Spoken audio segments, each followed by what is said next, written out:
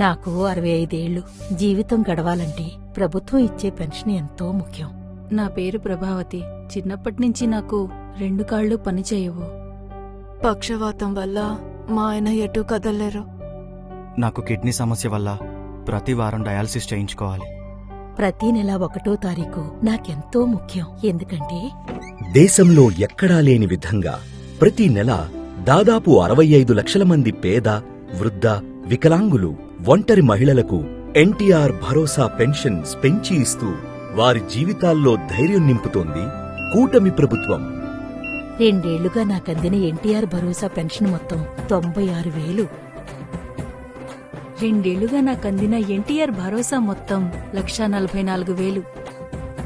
2 ఏళ్లుగా మాకందిన ఎన్టీఆర్ భరోసా మొత్తం 3,60,000. 2 ఏళ్లుగా నాకు అందిన ఎన్టీఆర్ భరోసా మొత్తం 2,40,000.